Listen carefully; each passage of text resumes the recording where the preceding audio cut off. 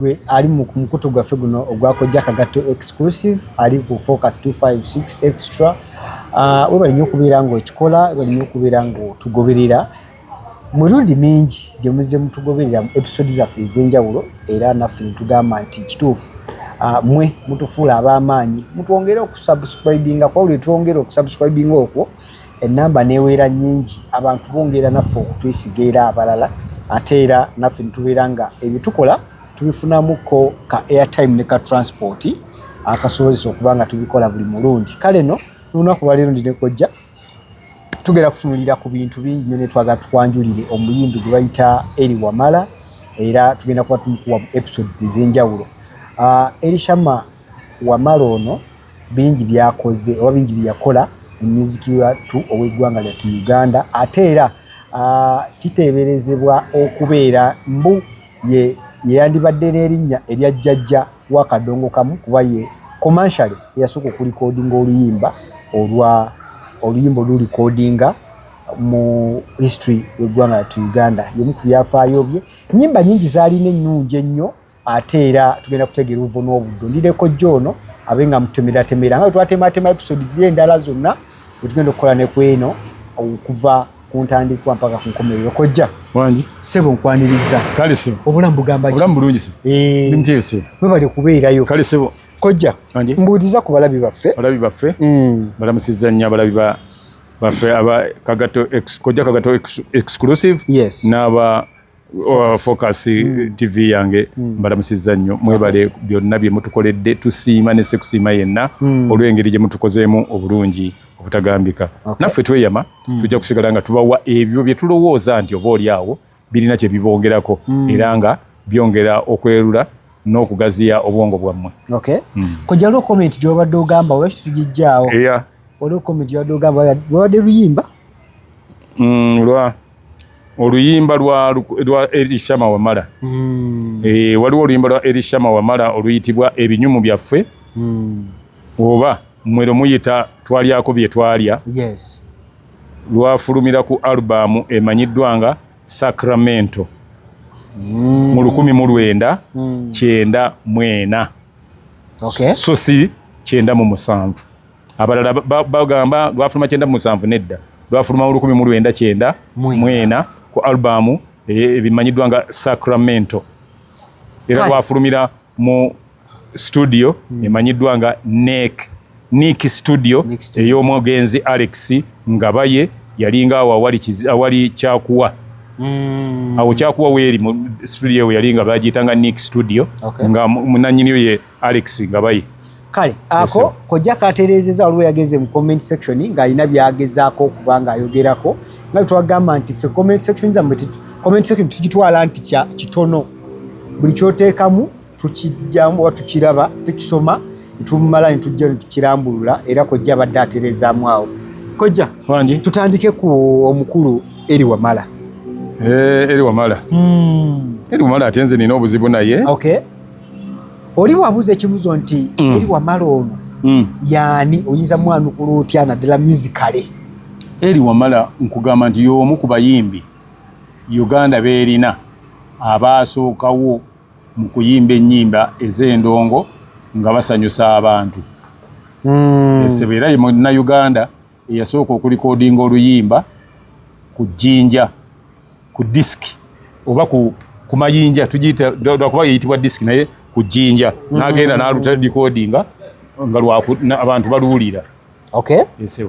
Which year was that? Ndowooza yalinga 1953. 54 around there. Esebo naye nga ye Elly Wamala ng'omuntu yazaalibwa 1937.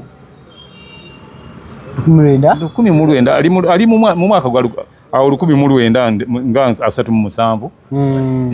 Waali we yazaalibwa nga yazaalibwa omwami ng'amanyiddwa nga omwami we baali bamuyita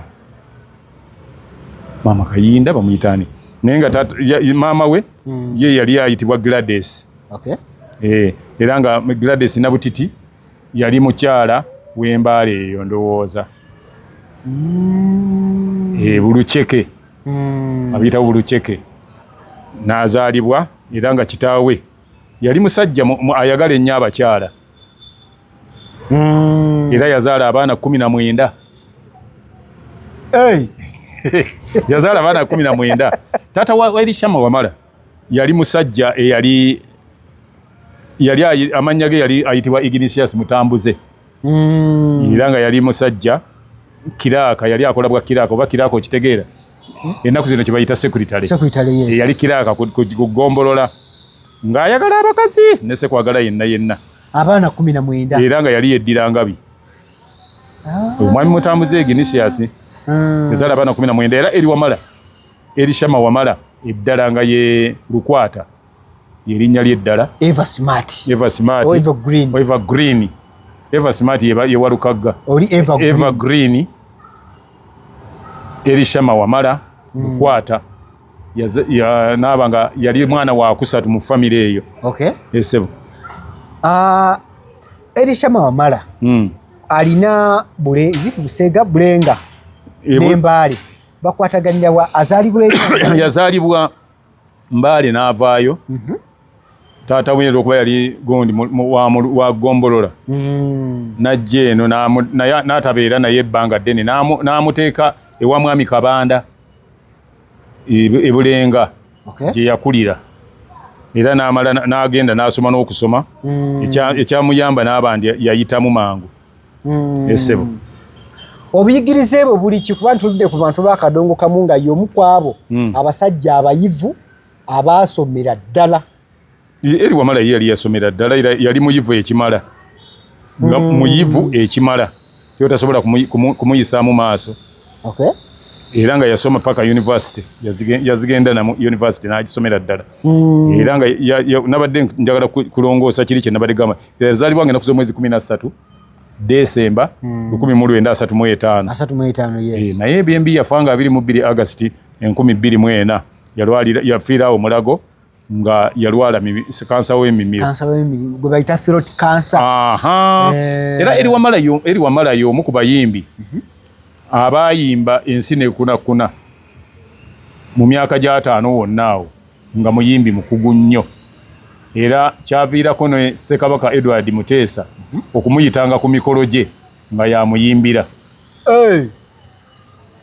Era n'oluyonjoyonjo bw'olulaba bw'oti olabira ddala nga lwa Ssekabaka Edward Muteesa. Akeva Green kava kuki? Kubeera nti buli w'omusangira abeera ng'omwana omuto byakola eddoboozi ennyambala enneeyisa n'obuyonjo era ssebo kyekyo naabanga naye yamuyitako n'amuyimbira awo nno ekyamuyise okuyimba ng'afulumizza akayimba ke yasooka okulikodingako Nabutono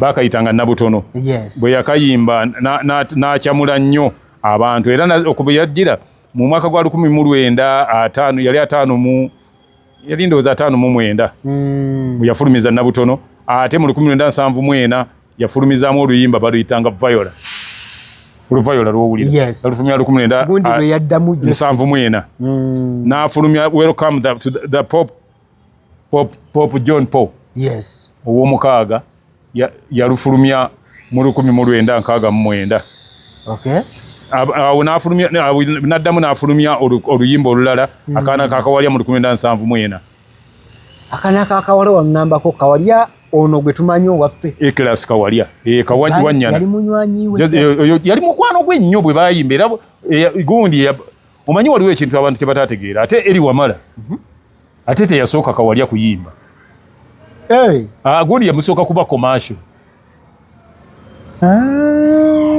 okulikodinga luyimba lwasooka naye gundi yali yayimba dda Kawalya yayimba nga y'omu ku abayimbi abaasooka okutandika ebidongo nga eyo Suzana ekyayitibwa Kigunda baatandika n'omusajja omugenzi baamuyitanga Israeli Magembe ye yatandika ebbaala yayitibwanga Blue Nile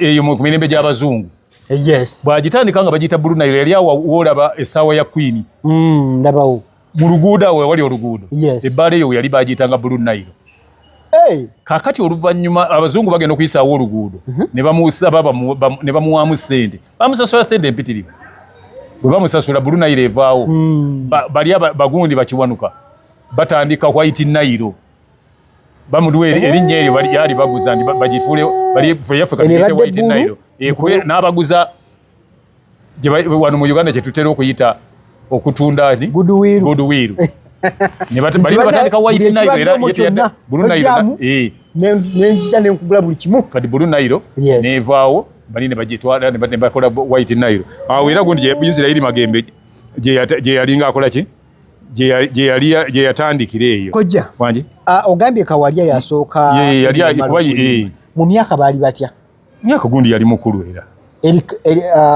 gundi Kawalya yali mukulu yali mukulu kwono okay nono yaja natimuka nnyo mu ono yayitimuka lwakuba nti yali kodinga oluyimba olwasooka ngeri gye yali avuddeko e Bulaaya yagendako e Bulaaya n'awandika oluyimba olwasooka kalamu yali nyingi yali yanoga naye neyagundi yali yanoga ya Eri Wamala eyagundi ya Kawalya kuba naye yali graduate yali inginiya mulamba yali inginiya abasajja bali bayivu ekyenkani kakati gundi n'ayimba ennyimba waliwo oluyimba lwe yayimba olwo lwe yazza ku luyimba ku Nabutono oluyimba olwo baaluyitanga Josephine era oluyimba olwo Josephine yalwagala nnyo n'abantu baalwagala nnyo kati ebyo ne bagenda nga babeeramu mu 1979 bw'ayimba akaana ka Kawalya ensi n'efa teyafulumyako oluyimba nga si hiti buli luyimba lwe yajjangako engalo nga hiti waliwo n'alubamu gye yafulumya eriko ennyimba hiti eriko hiti 3 alubamu eyitibwa Sacramento yennyini hiti ino ye Sacramento ne kuliko olwo gundi hiti nayo eriwa kuliko era akaana ka Kawalya nayo yali hiti kuliko gundi ebinyumu byaffe ebinyumu ebyaffe byali mawa akama katono nakeera hiti Meyi tontunuulira buli limba lwomenya lwe yakolanga n'ata Meyi tontunuulira mu kutunula otyo olinzisa Meyi kojja kika ki ekya music mukulu ono kye yali ayimba yali tategeerekeka yali atandikanga kadongo kamu n'atandika okukuba jazz n'akuba music pop kati tumubalira mu pop alinga band music wa R&B kati n'ekirala kojja kino tonation ye ebigambo engeri gye yabyogeranga Wamala yali musajja Muganda yali Muganda lwaki ebigambo bye byajjanga omanyi omuntu ng'avudde nga tugeze nga mu north baganda afa bali mu north najja nayiga Oluganda wano engeri gy'ayatulamu ebigambo ekyabantu tebakitegeera Kawalya eyo teyali Kawalya oyo Eri Wamala ngamba Eri Wamala ekyamwogezanga bw'atyo maama we teyali Muganda kakati nze saamunenyaako n'omulundi n'ogumu maama we yalina butiti nga mukyala Mugisu so ekyo tulina okwogera nga tukola ki tukimanyi nga tukimanyi tufala ebigambo byengeri gye biwulikikamu ayina engeri tonation yiye engeri gyabyogeramu obulira nga bibye byekka kama katono bwe kati ate era ne mu nnyimba ze nga oba ayimba ayina engeri ddoboozi ye gyali kasukamu projection ye ate bwe yali projection ye lwakuba music yamusoma kyekyamuleetera yakola that uniqueness nga yiye music yali yamusoma ng'amanyi kye tuyita staff notation ng'agimanyi ezisolofa ezo biki byonna ng'abimanyi Eri Wamala ye muntu gwe wali oteekerawo oluyimba nga waluwandiise buwandiisi mu staff notation n'aluyimba nga teruli mu bigambo naye n'atunula butunuzi n'amanya ky'omugambye okuyimba era ye muntu gwe wakwasanga endongo n'akuba ebidongo nga wamaakinze wali omaakinze kugundi ku solofaz kojja njaga tumusime mpola tujja tutuukawo nawe twagala naye ku mulabi waffe ono alaba asobole okumutegera ddala this is the foundation eringa episode yaffe esooka mirimu ki gye yakolako amaze okuyiga obuyigirize bwe nga bwe bwali Eri Wamala ono music yamutwala nnyo era emirundi egisinga obungi ekikulu yali mweyagaze ennyo nga toyinza kumala gamukira ki gamala gamugwako yes nti njagala okole wano nga kizibu nga mwejase kati nga kibeera kizibu nnyo naye nga yakolako mu 1963 baamuwa omulimu ku Radio Uganda yakolako ne ku Radio Uganda nga yakolanga producer senior producer oluvannyuma ennyo n'abeera program controller era ku UBC bano betira ba PD programs director n'abeerako okwo yes kati kale ndowooza byenyinza okugamba yavaawo oko yakolako ku program nga bwogamba nti presenter anti yasooka okukola yes ng'akolako nga presenter nga yalinga aleeta kye bayita acoustic music saazo ye program ng'etya yakadongo kamu ennyimba eya muzeeyi Celeste Kasule nga Celeste Kasule bwakola bwe zityo obanga bw'onaagenda n'ogamba nti tumugende tuwulire live and kicking tuwulire music yabeerako music oyo wedda n'amakulu ga music ago kakati noono bwe yali akola naye bwe yamala ate kikugukamu ennyo ne bamuwa okubeera producer bamala okuba producer ne bamugamba nti ate kati osaana kubeera programu zi director gye yava bwe yamala awo n'atandika bandi gye bayitanga Mascots Band yalimu baani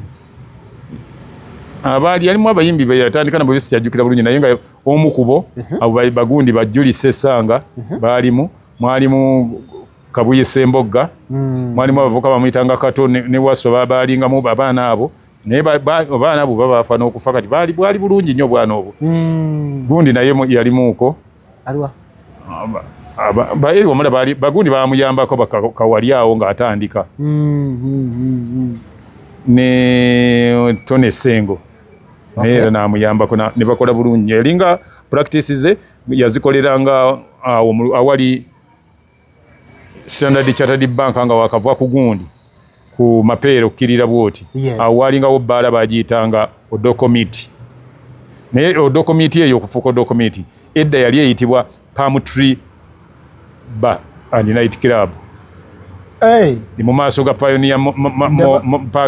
Pioneer Mall awo ekizimbe ekyo wekiri ne opposite nakyawo wali obuduuka obumpimpi obwo emabega eyo walingayo Palm Tree waliwo restaurant ennaku zino so bagiyita obaani oba Giz simanyi bagiyita G&S awo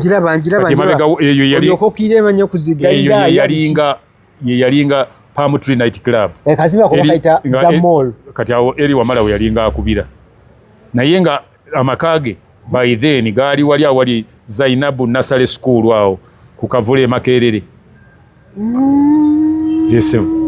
nga tannadde eno gye bamuziika eno yagulayo obuguzi luvannyuma naye yalinga awo ku Kavule lino kkubo lyambuka wa Nabbanja we lyambukira bwe riti ennyumba eri wano erimu akasomero awo weyawangaaliranga kojja ng'omuzadde omusajja yakeera ku makya n'azaala abaana ye teyafaananga kitaawe ku muwendo era baani abaana abaliwo betuyinza okwogerako webanga webali ono eri Wamala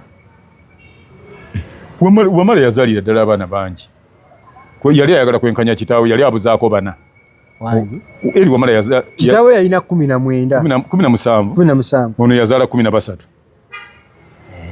naye yagukola baana kyabwe tuyinza osongako nga waliwo ng'omuwala gwe baayitanga Fiona yali ayimba nnyimba za gospel Fiona mukazi muwala wa eri Wamala waliwo n'ekivubuka ekibadde kinsanyusa nnyo nga era nakyo kiyimba ng'ayimba nakyo nga kirina nnyo ekyejo naye sikyakirabo oba kyalagawo naye nga naye yali mwana wa yayimbako naye era yali ayimba n'abaana be emirundi egisinga ng'ayimba nabo abayimbi abasinga obungi bazze bakola bwe bati ng'abaana be bayimba nabo okubalaga sente wa gye ziva nga bwe tugamba nti waliwo piiki y'omuntu era ebaako nayo weekoma bwe wagenza okufiira mu 2004 yali yasemba ddi okuba n'ettutumu ery'amaanyi mu kuyimba kuno? Waafiiridde ate nga waalirina ennyo. Wangi yafuna ettutumu mu 1969 ne mu 1967 awo olumiza akaana kakawalya bwe yakafulumya nako n'afuna ettutumu. Yafuna nnyo ettutumu ly'amaanyi mu kusooka ng'afulumiza oluyimba Nabutono. Ate ettutumu lya Uganda kasita Ssaabasajja akeera ku makya n'asiima nti jangu gwe oba oyagala ttutumu ki erisinga eri. Eri Wamala yalifuna ate ovanga ku muntu ayimbidde bakabaka babiri. Eri Wamala y'omu ku bayimbi benneekakasa, mpozi n'omulala bamuyitanga Desiderio ne Sempeke, be bayimbi abayimba. Kati Sempeke yakuba endingidi nga Ssekabaka Muteesa awasa, n'addamu n'akuba endingidi nga Ssekabaka nga Ssaabasajja Kabaka awasa ono. Oyo naye Katonda bakabaka babiri. Kakati ne Eri Wamala yakola ekibunyo. Yayimbira Ssekabaka Muteesa nga we yayimbira oluyimba olwo Nabutono, ne ku mikolo gye ng'abeerako amuyita nti jangu onnyimbiremu. Ate ne ku luno n'ayimba oluyimba olwo kwe yaleetera oluyimba olwa Nnaabagereka nga embaga ya Kabaka. Yes. Era n'ayimba. Kale ettutumu erisinga eryo teririiyo mu Uganda, tolina ly'oyinza kufuna lisinga eryo. Yalifuna n'afa nalyo.